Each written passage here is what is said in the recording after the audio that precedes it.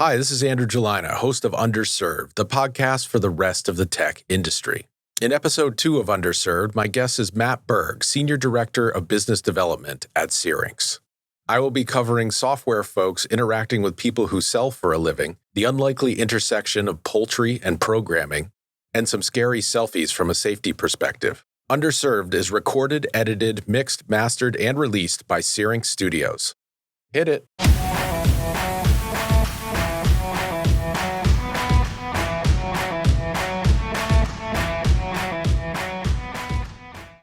In the first few companies I worked in, there was very little fraternization between the sales, product, and development groups. Many times my coworkers in software development regarded these other groups with fear and loathing, mostly because they didn't know much about them. Monster changed that for me, and I found it very interesting to see how a sales-centric organization was run and what made salespeople tick.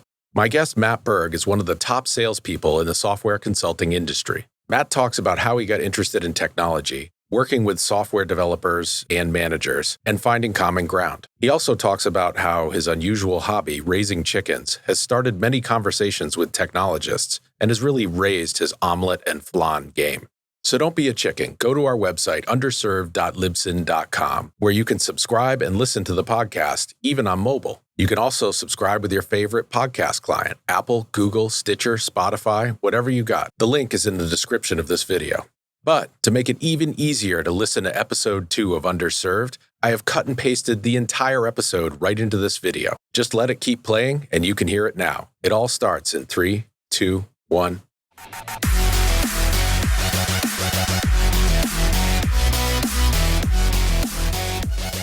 Hello and welcome to this week's edition of Underserved, the podcast for the rest of the tech industry. I'm your host, Andrew Gelina. With me today is Matt Berg, technology industry veteran. Thank you for having me, Andrew. So Matt, I wanted to talk to you a bit about, give me your earliest memory of technology, your first time you used a computer, the first time someone showed you something cool. Sure. All the way back, I don't know how old I was, but Sega Genesis, 16-bit cartridge. I was right after Super Nintendo. That's just a little bit before me. Some of my friends had it, but I remember I got the Sega. And it was just that much more. It was billed as better than Super Nintendo, playing Sonic the Hedgehog on a terrible TV, which terrible graphics. I go back and look at that, can't even believe it. And then when we upgraded from Sega Genesis, 16-bit, to Sega CD, it was just a whole new world. The graphics changed, and I said, this is incredible. Is Sega CD the Dreamcast? Pre. So it was an actual bolt-on to the Sega Genesis 16-bit. And the graphics, the games changed, it was a whole new world. And I thought I was the cat's meow versus people still playing Super Nintendo in the neighborhood. So besides Sonic the Hedgehog, what else were you playing?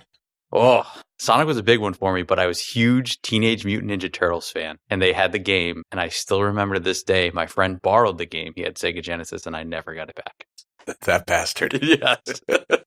I'm still friends with him today. Wow. But we still talk about it, how he took the game and ultimately he lost it, didn't know what he did with it. I would just keep sending him eBay links. It'd be like, you're not in the inner circle until you write this wrong. I've tried. I can't find it. It was my favorite game and it's hard to find. Now, is it similar? I remember the arcade game. There was a 4-player arcade game with jump and punch type buttons for each person. Exactly the same game, yes, but it was only 2 players. Okay. And very similar. I used to play that. I think I originally played that game in the dentist office. They had Superman, and the second game was Teenage Mutant Ninja Turtles. He had coin-op in his office? It was free. So he had it fixed. It's a rich dentist back in the day. Welcome to Worcester, I guess. The children's dentist. All right.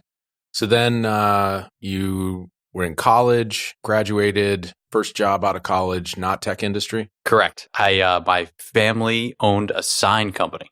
And when I was 13 years old, they bought this sign company. It was called Signs and Wonders. Every day after school, I was building signs. I was learning computer graphics. I was out there digging holes in the ground to put signs in the ground. When I got out of college, my dad sold the company to this company called KG Signs. I came over, worked there for a few years in doing the same kind of role. It's kind of industry specific. Not many people know how to build a sign, how to quote a sign, what it goes into it. So finding a salesperson in that realm was unique. I enjoyed it, but there is not a lot of money there. And I would imagine there's a lot of competition. I've seen sign shops in any town over 20,000 people. There seems to be a sign shop and a screen printing / embroidery shop. There's always someone who could underbid you, ultimately. So if you went in, gave a quote, you go to the, Joe Schmo sign company down the street, they would, undercut your price, and then you would go back, and, it was a vicious cycle. Wasn't fun. I didn't feel like I was delivering quality on a regular basis. Race to the bottom. All right. So where'd you go from there? Then my uncle, when I talked about, kind of next stage of my life, like I had a girlfriend at the time, where I was, I didn't think that it was going to be, I wasn't going to be there forever. I didn't truly enjoy it. He worked for a company called Modus, and they were an IT staffing company. And I interviewed there. It was an hour and 15-minute commute on average from my house to the office, but I thought it was worth it in the long run. I was lucky, now that I look back on it, from a staffing industry perspective, to work for a company that only specialized in doing IT versus a lot of folks I've met in the industry who've done accounting and general labor, whatever it is. I never had to kind of cut my teeth and work on those type of positions and sell that type of service. I worked with technology specialists all day and hiring managers who were in the software and the tech infrastructure, wherever it was, and was successful. Now, how did you kind of learn about the technology skill sets that you were selling? It's a great question. So at the time, the company I worked for had a very good training program. They were the largest staffing company in the world at the time. The IT branch had 70 offices in the United States, and we got to go to different offices on a regular basis, do training programs for offices who specialized in specific technologies. So I was always taught, you got to learn what you sell. So I tried my best to dig in, having a big technology background, to figure out what these people were doing, what software development was, what a help desk person even does. Besides, usually when I get a call and I call someone and get angry on the phone because they can't help me, what is that person really doing? And it was a great experience to get a very large, kind of casting a large net of different technologies, different services, different industries, all in one. So I think I was lucky to fall into a company like that at the time. I've met a lot of people who have been in different industries in the staffing world, and it's a real grind. It still is, but in technology, at least some of the stuff, learning about a company and what they're doing and figuring out that you helped place a developer or someone who contributes to a product that you actually use was fun. From your perspective, you strike me as someone that would be in sales. You're gregarious, you like people, you're not afraid to kind of make that initial, hey, how you doing, with strangers. You build a rapport, you can talk about the industry as well as just, golf or whatever, and get people to kind of talk to you. What's it like dealing with folks that are technologists who tend to be a lot more introverted or would prefer chat or email over speaking? What's that like from your side? It was originally a challenge because when I was selling anything, signs, whatever it was, it was asking about the Patriots or asking about the sports team, type deal.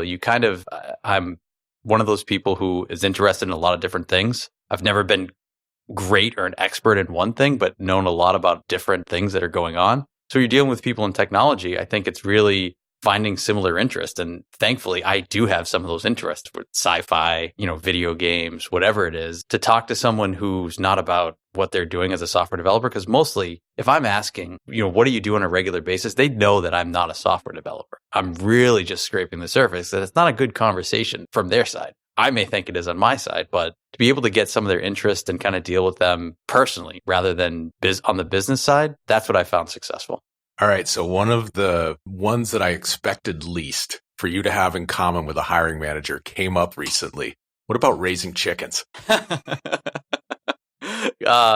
So I grew up just outside the city of Worcester. Wasn't quite country, but I went to high school in the city of Worcester. I was not a country person. I did not have chickens growing up. I had pets and things growing up. I've always been someone who's been drawn to the country lifestyle, having a farm. I think one of my ultimate life goals is to have a working farm in some way, shape, or form, whether it's even just an apple farm or something with something along those lines. I bought a house.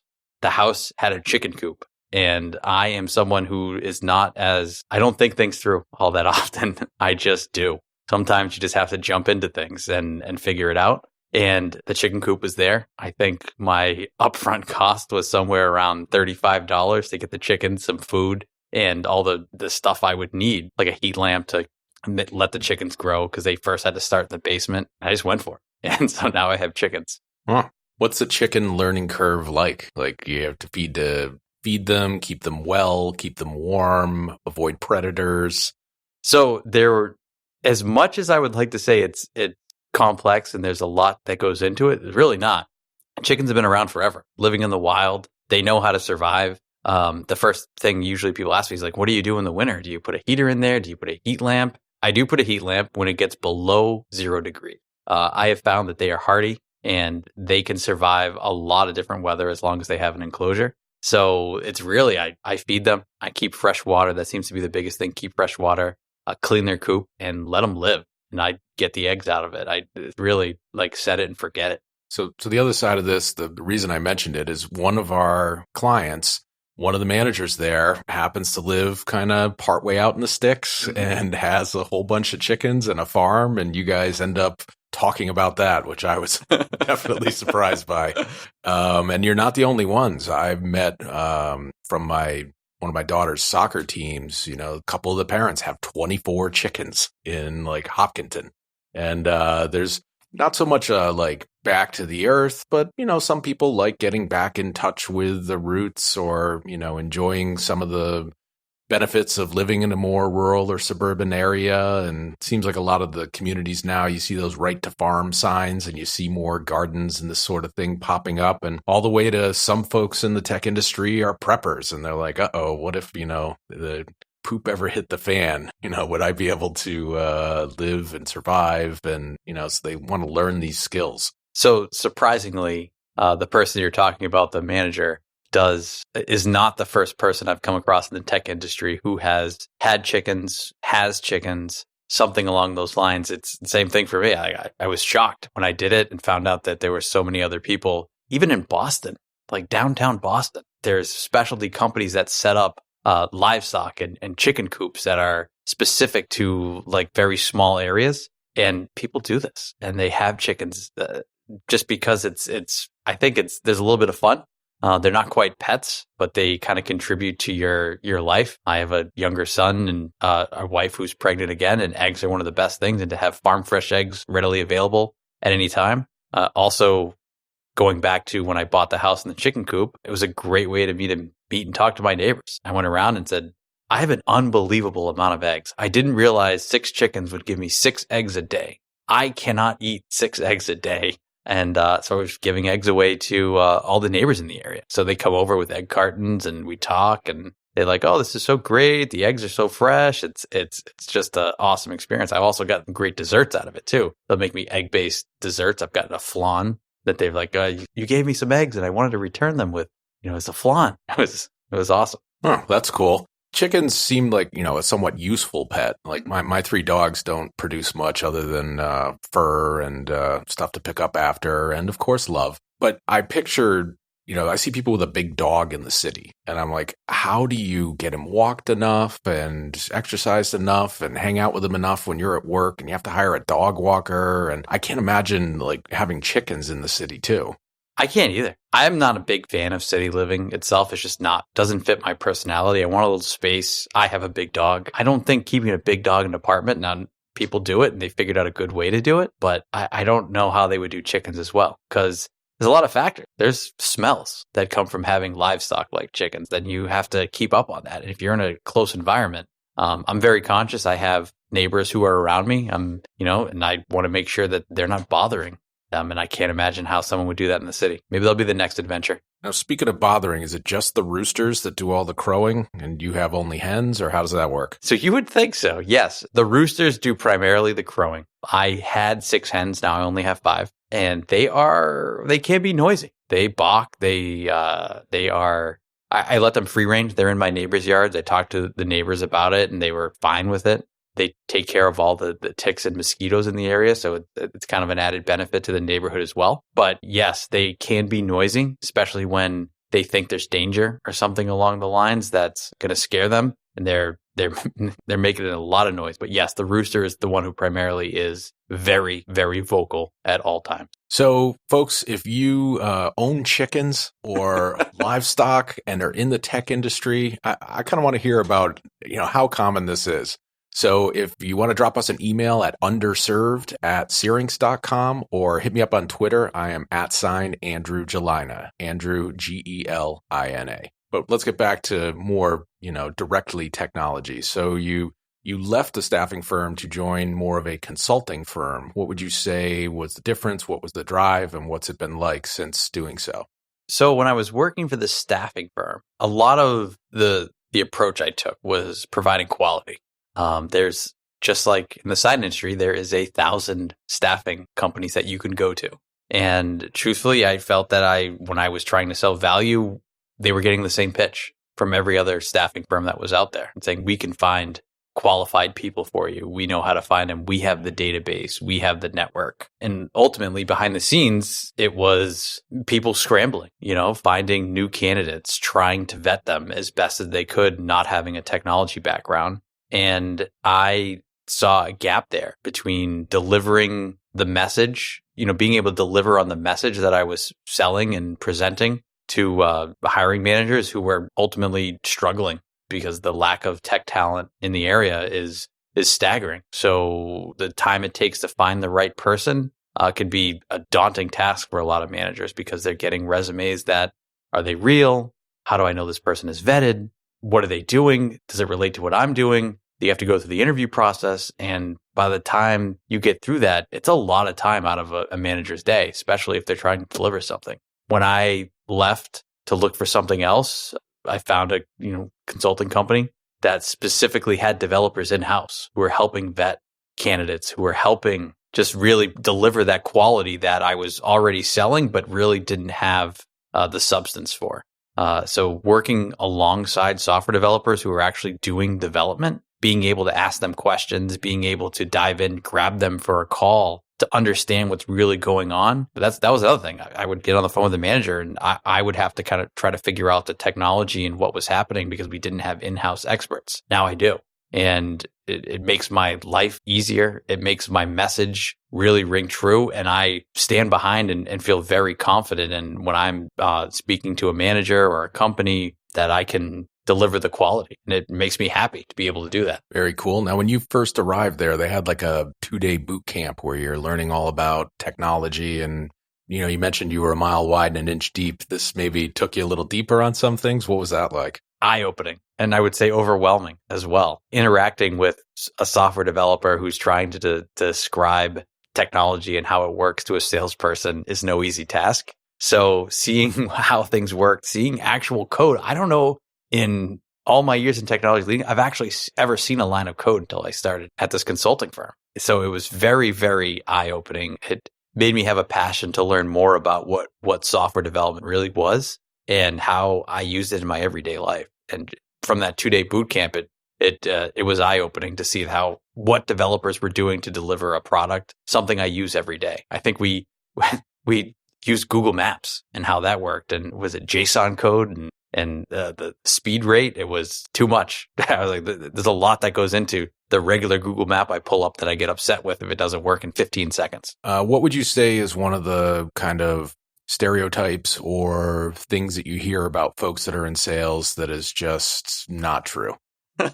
I don't know. I've seen it all. The stereotype of salesperson is, I think whenever anyone thinks of sales, they think of the car salesman. And folks, there are people in the sales profession who act like car salesmen, who want to push you, who want to do that high pressure sale and get you to sign on the dotted line. And it's all about closing deals. I would say that with technology, even that's changed to where you have to be different. You have to provide value. The consumer, the manager, whoever it is they're able to find information to back up what you're saying. So you have to have a good message and you have to provide that value and build trust almost immediately. It takes a while to build real trust, but to have a comfort with the person you're speaking with, that they're not just trying to get you to sign on the dotted line. I think that's a good salesperson. That's what I strive for every day. But the stereotype of the used car salesman it's out there. It happens. So the people in this industry, in the software industry, people in all different industries, they have that mentality. So I would say, you're dealing with a good salesperson when you feel a trust almost immediately that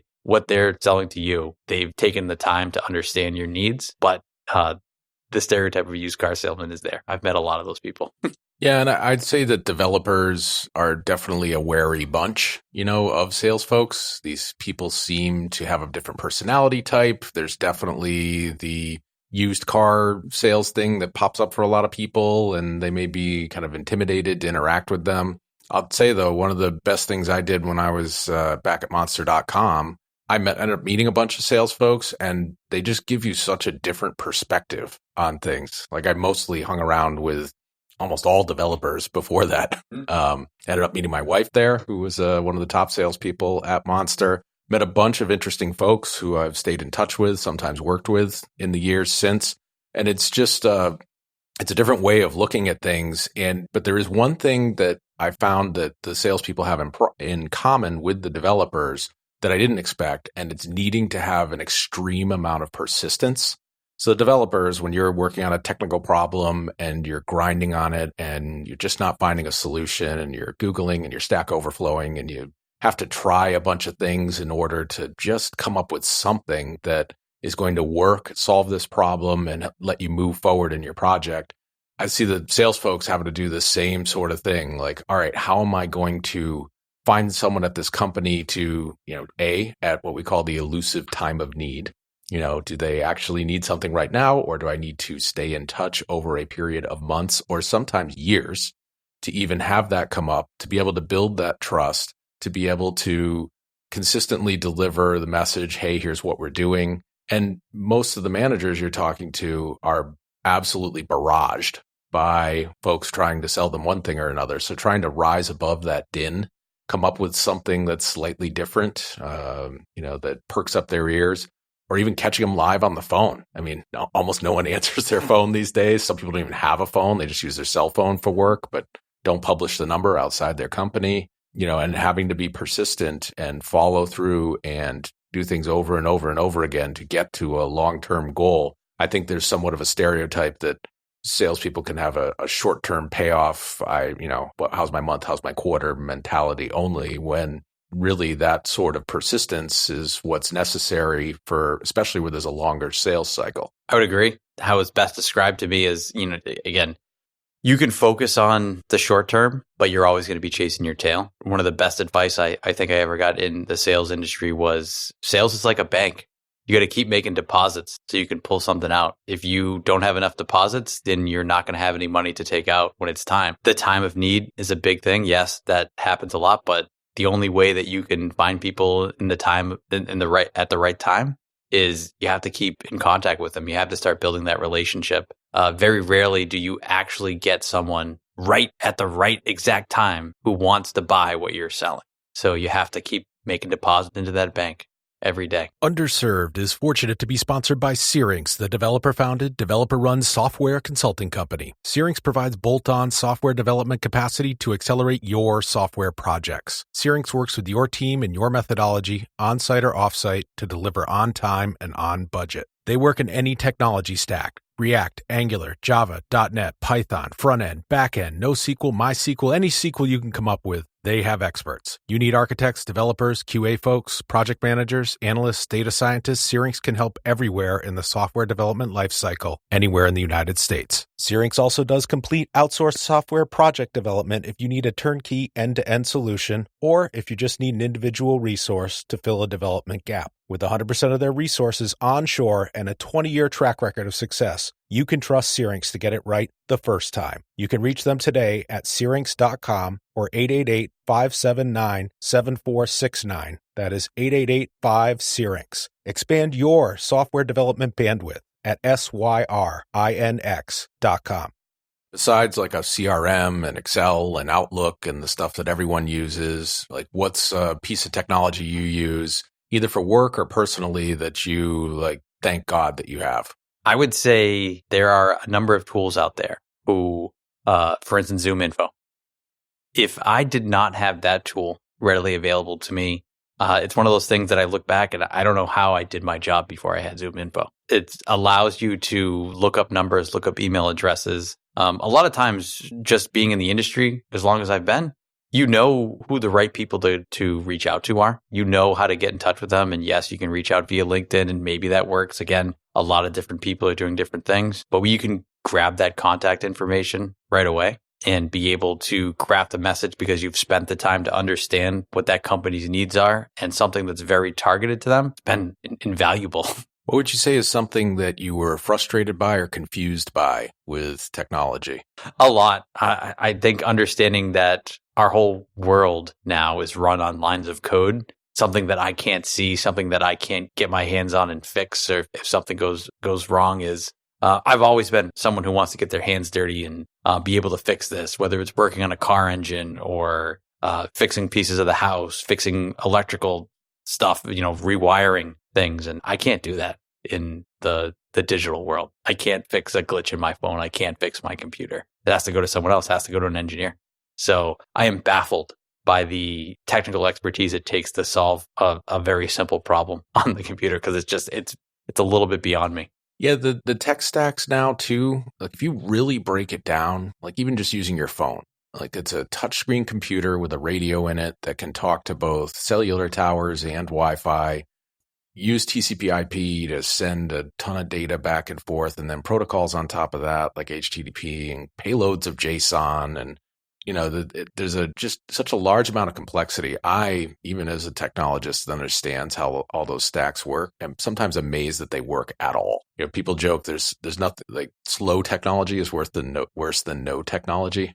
When your phone downloads, I would agree with that. When your phone downloads are slow, you're like, why is this? This is terrible. This is so annoying. But and if you're just cut off, you're like, no, all right, no signal. I'll go about my life. Being 32 and living through the dial-up modem, and I think about my kids now who are never going to have to experience that. When I had to read a report or download something and someone would pick up the phone and I'd already been waiting for 10 minutes to get this one document to download, and seeing now when I have like 4G instead of LTE and I get pissed off about it because it's not downloading in the 30 seconds instead of the 10 seconds it usually takes. It's funny. I reminisce about that. I'm sure a million people have talked about that before, but it is when you actually step back from your job and think about how you used to live and just going to school and doing school versus now, there's a lot of change. What would you say your favorite app is now? You have an iPhone, right? Correct. My favorite app, Instagram. I mean, it's a simple one to talk about, but being able to take a look at my interests on a regular basis, readily available when I have downtime, when I'm doing something that's a little bit boring, and be able to just flip through and be like, oh, my buddy John's at this lake, or there's a news story, because I follow all the news stations and ESPN, or a trade came through, to have that quickly available, because a lot of time during the day, my free time is, a couple minutes. That's, I guess, is my favorite. Kind of a cop-out, I guess, Instagram. No, I mean, it's extremely popular, but I'd say it's also generational. Mm-hmm. You're a little bit younger than me, and I would say you're more like sweet spot Instagram. I think, some older folks like me maybe started out on Facebook. Mm-hmm. I'm sure if I go back and look, I have a low user ID on Facebook. I think I joined and as soon as they let people who weren't college students join. So I've been on there a long time. I check it, fairly frequently, a couple times a day. One thing I've done though, I don't know if I'll ask you what your notification scheme is, mm-hmm. but I've turned off notifications for just about everything, even texting. I have 2 apps that I allow them to notify me, and I keep everything else turned off on my phone. What about you? It's a good topic because I talk about a lot of people with this. I'm one of the few people who still has email notifications going on my phone. It sometimes can be overwhelming when I get all of a sudden 50 messages and weeding through what I need. Another person I work with, I think you talked to him last week, Colin, does not do that. And he sees me looking at the notifications on my lock screen all the time and doesn't understand how I do it. I think I have a little FOMO of not being able to see stuff instantly as it comes in. So I need to know right away. But yes, I don't have my personal email, no notifications, Facebook, no notifications, Instagram, no notifications, because I don't want to be chasing that, because you can spend the whole day just looking at stuff that pops up on your phone. So email, text is still there, phone is still there. Those are the three things I have notifications left. My wife's not terribly enthused with my lack of notifications, especially on text. Yes. I don't know how you do that, actually. That would hurt me, I think, to have to open your phone to look at text messages and not see them come directly, like immediately be able to look at them. It's one of those cut the cord type things where you just make the decision and you do it and then you live with the fallout. I just noticed that I had so many notifications coming through, and my phone would be buzzing. I almost always leave it on vibrate, or, just interrupting things constantly. And so I started paring them down, and then I started saying, do I really need to know that? Or, I'm going to look at my phone, once an hour anyways, at least. So it's kind of a habit from my development days when I would go on programming jags and spend 3 or 4 hours doing something and not want to be interrupted because I was in the flow. I was in a very productive state where I was able to concentrate on something. And the same sort of thing will happen now, even though doing what I'm doing isn't always programming, just being able to kind of concentrate and be in that flow state. I find that the notifications make you feel more like you're on constant interrupt. And there's a thing in computing they call thrashing, where if a CPU has so many things to do, if you try to give it 9 tasks, it spends so much time like switching in between the tasks and being interrupted by one or another that it never actually gets anything done. I feel like that. I guess that's how people work differently. I would agree. A lot of the notifications, I'll catch myself a lot of times. I'll be typing an email on my computer and get a notification on my phone of another email that comes in, and switch to typing an email on my phone and interrupt the other email that I was actually typing. I have to stop myself. And that is something I'm challenged with. Or if it's a text message, I stop my email and answer the text message. I feel I have to answer the text message right away, because that's just the way I've been programmed right now. But I also operate really well in chaos. And when there's a lull time when I just have to stop and think about something, my mind tends to wander, and I need the other influence coming in. I need the phone vibrating to almost focus myself on the task that I'm doing and know that I have 3 more things to do after that. They're just sitting on my phone. And so when I can do that, when I can focus on what I'm doing but still know that stuff's happening, I feel I'm very productive at that point. Little strange, but no, I would say that the way you are is probably more typical for folks that are in sales, recruiting, probably customer service, where you're interacting with other humans a lot as part of your job and not necessarily hunkering down on a laptop and banging out code. And even, Skype and instant messaging and stuff, I find myself turning that stuff off once in a while, so I actually have a development desktop now, and I don't have email or anything installed on it. I have that on another computer that I'll RDP to. And I'll just close the RDP window and just completely ignore it for a while and just not even connect to it. And that's where Skype and my mail and everything are. And I'll just try to get rid of as many distractions as I can in order to concentrate on something. So I think that's kind of one of the different strokes, different folks things. I mean, makes sense. Back in the day, I was what you might call an inbox zero guy. Like when I was at Monster, I tried to have 0 messages in my inbox. I either deleted everything, read it and filed it in a subfolder, or did something with it and then deleted it. Like nowadays, you must retain your emails in case there's a legal hold and whatever. The rules are different, but yeah, I always try to have an empty inbox at the end of the day. Now if I have everything marked red, I'm doing pretty well. And I know what you mean by the constant interrupt. I've definitely had it happen where I'm like, oh, I got to go on my phone and I'm going to go put a note in Evernote or something. And then I'll go to do that. But when I open up my phone, there's a notification from my email or text or something, and I'll have to do that. And by the time I get done doing those things, I'm like, why did I even open my phone in the first place? I think it's kind of hard to unwind the stack or keep adding to it, at least in my case.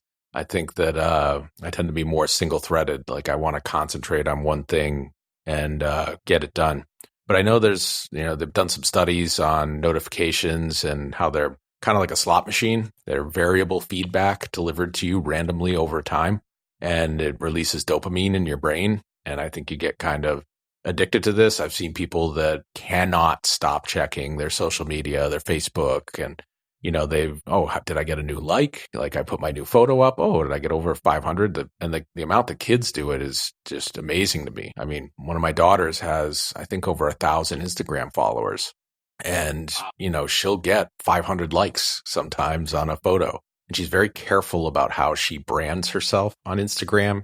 And there's different rules on what you put on Instagram versus Visco versus Snapchat. I'm probably going to do one of these episodes just to talk to her and what the social media landscape is like for a kid these days. So something I've noticed, I still drive. My commute's about 50 miles each way. I drive by a lot of people. I'm stuck in traffic with a lot of people on a regular basis. The amount of people who are taking Instagram photos while they're driving, taking videos. I don't know if you've seen this. I'm sure you have daughters. The hair flip to do an Instagram story. I see that 3 to 5 times a day of someone stuck in traffic. Combined with the duck face, or yes, no? Yes, combined with the duck face every now and then. Now, I'm not one of those people who has locks their phone down when they're driving. I'm trying to do better now that I have kids to not use your phone while you're driving, because it's definitely dangerous. But I'm not a person who is taking videos of myself while I'm driving, posting updates. Time to rise and grind, ready to work. It's probably something that just passed me by generationally, but it's a little strange to see and it's every day. So I'll have to keep more of a lookout, and I'll admit that I've got a Tesla with autopilot. I'll turn that on, and then assuming that everything's okay around me, I'll start kind of looking at what are other drivers doing, especially if I'm in traffic and things creeping. And I have noticed a lot of video watching, which is a little alarming. Yes. But I hadn't noticed the video making. Yes. I'll have to keep an eye out for that. So the Facebook story and the Instagram story, that's what it is. It's, and then I can almost see the 4 to 5 pictures right away, or a short video clip. And then you can see that they're texting whatever they're going to post on their story. And it's scary to see even while we're driving. That is a little bit frightening. I'm somewhat surprised that the insurance folks haven't started, because they're the ones who suffer from this financially, probably the most, that they haven't started pushing for on their apps something where you agree to have everything muted or in car mode or text to speech or hands free while you're in the car. It's almost like you need some sort of black box that you can put your phone in, and it stays in there and you can't touch it, but it can tell you things audibly, or you can answer the phone or whatever. Bluetooth still works, but you agree not to touch it as part of driving, and you get a lower rate from that or something. So I think it's kind of happened. I mean, if you don't know, we're doing a lot of work in the telematics space and with vehicles, and I've seen advertisements. I've seen different vehicles who offer like a teenage lock. So when they go on the phone, you can, the phone's basically shut off for text and calls while you're in the phone. It's a feature. I think Ford does it now. That's probably the least of the problems. Yes. I'm okay with them receiving a call yes. versus, shooting a video for Instagram. I agree. Because you see all the ads for don't text and drive. What about don't Instagram and drive, or don't Facebook and drive? You know what? It's not even Instagram and Facebook. It's probably Snapchat. That's the one that everyone's doing very frequently. And that's something that passed me by as well, Snapchat. I think, bringing up Tesla again, that full self-driving cannot get here fast enough. When you think about that, I agree. Then fine, go do all that. The car's driving itself. It's making sure that, you're not doing anything dangerous. If you want to take selfies or whatever, fine. But I've seen some people prematurely over-relying on Tesla's autopilot feature. And, you see these things every once in a while on Reddit where someone, either they staged it or they actually appear to be asleep at the wheel while on autopilot. Or I think there was a story about some guy that got absolutely hammered and turned on autopilot to drive him home. And the cops ended up pulling over the car while it was on autopilot. And they had to put one police car in front of it and one police car beside it and slowly kind of virtually shove the car into the breakdown lane, because when they put one car in front of it, the autopilot said, "Oh, slow car, I'm going to pass it." And it changed lanes to try and evade the cops. So it's not quite there yet, but people have been over relying on it. And, Elon Musk has said, by the end of 2020, FSD will be out and we'll have a fleet of robo-taxis as well. We'll take all those Model 3s that are coming in off leases and turn on the autopilot and have them grinding out money for you or us. Well, actually, after that point, it would be for Tesla. He's actually even tried to make the point that a Tesla is an appreciating asset, because if you have full self-driving, once it becomes available, that car is going to be worth many times what you paid for it, because it could go and participate in the robo-taxi fleet and make you money while you're not actually driving. So I could commute to Needham, tell the car, go robo-taxi for the day, and then come back and get me so that I can drive home. Wow. Talk about a twist. An appreciating value asset for a car. I don't think that those words have never been said together. That's not usually, unless you have like, one of the original Shelby race cars or something like that. Yeah, a lot of people have called BS on this and said, I don't know if that'll happen. And then he's kind of countered with, yeah, actually, we're going to raise the prices of Teslas. Like once this is a regular thing and you can count on full self-driving being there, it's no longer speculative. Like it's a thing. Like these things are going to cost many times what they do now. I think it might be a bluff in order to get you to buy a Model 3 now. I better buy one now. Used car salesman. Yeah. New car salesman, right? Yeah. All right, Matt. Well, we're creeping up on 45. So I wanted to thank you for joining us today on Underserved. And any parting comments or technology thoughts? Thank you for having me. It's a fun experience to get behind the mic. Parting thoughts. Don't take for granted the software developer that you know, because they are very valuable to your everyday life. They're an appreciating asset. Exactly. Thank you. All right. Thank you.